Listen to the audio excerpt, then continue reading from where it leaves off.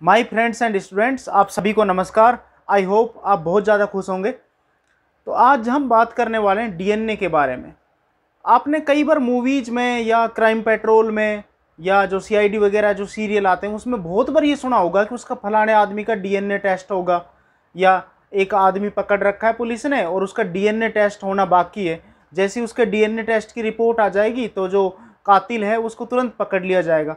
तो सबसे पहले तो आज हम ये सीखेंगे कि डीएनए क्या होता है और डीएनए की जो रिपोर्ट होती है वो क्या होती है। तो ये दोनों चीज़ें मैं आपको इतना ज़बरदस्त तरीके से बताने वाला हूँ, आपको मज़ा आ जाएगा और आप ये सोचोगे कि यार ये तो बहुत ज़बरदस्त तकनीक है जिसका इस्तेमाल यानी कि अपराधियों को पकड़ने में किया जा रहा है।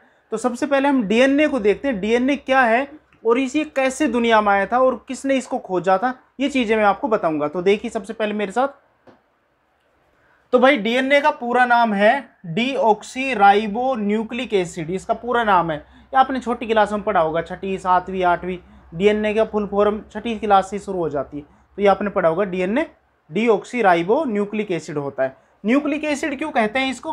क्योंकि आपकी जो सेल्स होती है ना, सेल्स कोशिका, कोशिका के बीच में जो न्यूक्लियस पाया जाता है जिसको केंद्रक कहते हैं, हिंदी में जिसको केंद्रक कहते हैं, ये केंद्रक के अंदर पाया जाता है, इसलिए इसको न्यूक्लिक एसिड बोला गया।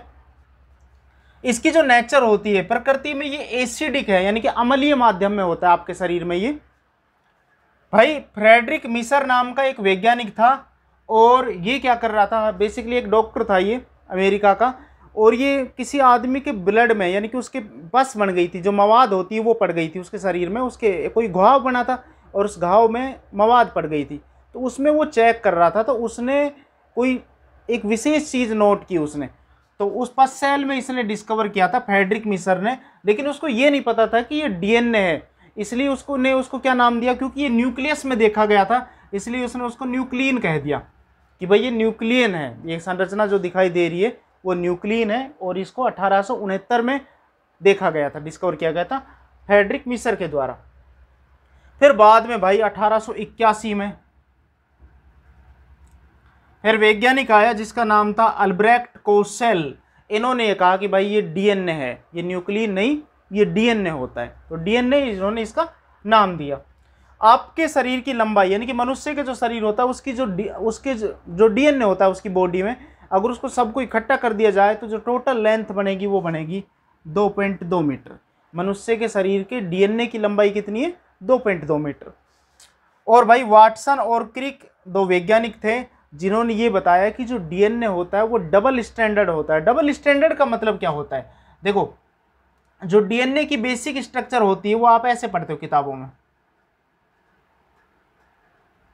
इस तरीके से, यानी कि 2 स्ट्रैंड होते हैं। इस स्ट्रैंड को कहते हैं 3 प्राइम से नीचे 5 प्राइम, और इधर लिखा होगा 5 प्राइम और नीचे दूसरी बगल में 3 प्राइम। तो ये डबल स्ट्रैंड कहलाते हैं दो। एक तो ये 3 और ये यानी कि 3 वाला नीचे 5 पर खत्म हो रहा है, तो ये एक स्ट्रैंड ये और एक 5 और 3 वाला, तो 2 स्ट्रैंड। ये किसने बताया कि डीएनए डबल स्ट्रैंड होता है? तो ये बताया था वाटसन और क्रिक ने। ठीक है, अब डीएनए देखते हैं इसमें क्या होता है, किस चीज़ से बना होता है। तो ये संरचना देखते हैं, आगे देखिए मेरे साथ। तो भाई ये 3 चीज़ों से मिलकर बना हुआ है। सबसे पहले आएंगे आपके नाइट्रोजन बेस,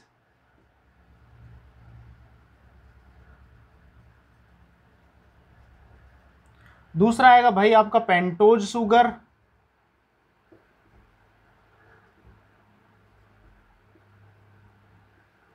और तीसरा आएगा भाई आपका फास्फोरस।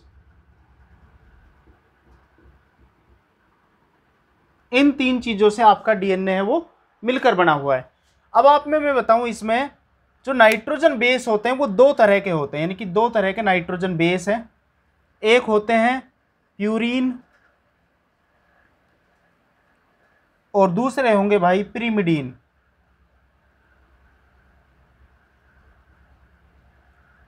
प्यूरीन भी 2 तरह के हैं, इसमें 2 आएंगे, एडिनिन,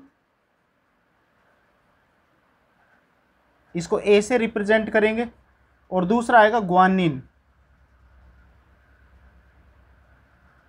इसको जी से रिप्रेजेंट करेंगे। पिरिमिडीन है वो भी 2 तरह के हैं, इसमें आएगा पहला थाइमीन और दूसरा है भाई साइटोसिन। साइटोनिन या साइटोसिन भी लिख देते हैं कई बुकों में, तो साइटोसिन लिख लो आप।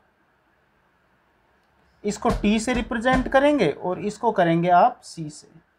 ये आपके हो गए प्यूरिन और पिरिमिडीन। नाइट्रोजन बेस कितने हैं? 2 हैं, प्यूरिन और पिरिमिडीन। एडेनिन और ग्वानिन है जो वो प्यूरिन बेस कहलाते हैं, और पिरिमिडीन में कौन आएंगे? थाइमिन और साइटोसिन। इसमें एक और आता है जिसको कहते हैं हम यूरेसिल। लेकिन ये ध्यान रखना आप, यूरेसिल जो है, यूरेसिल वो डीएनए में नहीं पाया जाएगा, यूरेसिल पाया जाएगा सिर्फ आरएनए में। आरएनए में किस पे? थाइमीन की जगह पर। यानी कि आप ये कह सकते हो कि जो आरएनए होता है, आरएनए में पिरिमिडीन में थाइमीन नहीं पाया जाएगा, थाइमीन की जगह पर कौन आ जाएगा? यूरेसिल आ जाएगा। क्योंकि अपन डीएनए पढ़ रहे हैं, तो डीएनए में तो क्या आएगा? थाइमीन होगा और साइटोसिन होगा। पेंटोस शुगर का मतलब क्या होता है? देखो आपको पता है कि शुगर है जो वो कार्बोहाइड्रेट्स को कहते हैं। जैसे मैं आपके सामने एक फॉर्मूला लिख रहा हूं, ये आपने बहुत सी किताबों में पढ़ा होगा। ये ग्लूकोज है, C6H12 और O6, क्योंकि कार्बोहाइड्रेट होता है ग्लूकोज, तो इनको शुगर बोलते हैं सबको। अब इसमें C कितने हैं? तो आप देख पा रहे हो 6 है। तो 6 जब शुगर है तो इसका मतलब ये हेक्सोज शुगर है, क्योंकि आपको पता है 6 नंबर पे हेक्स कहते हैं, हेक्स।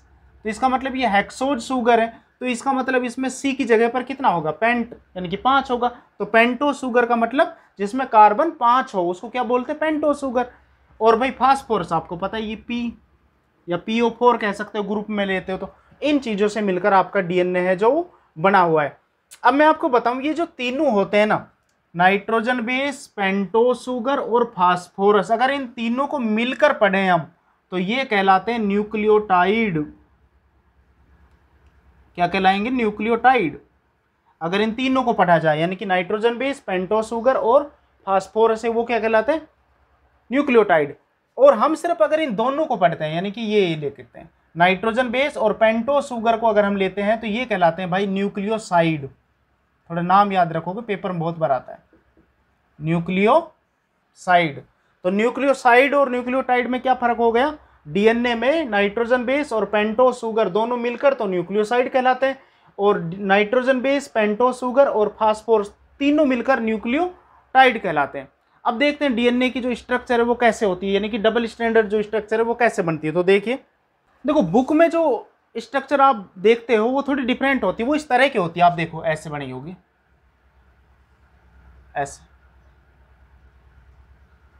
इस तरीके से होगी। लेकिन जो रियल में अगर आप इसको नोट करोगे तो ये ऐसे होती है।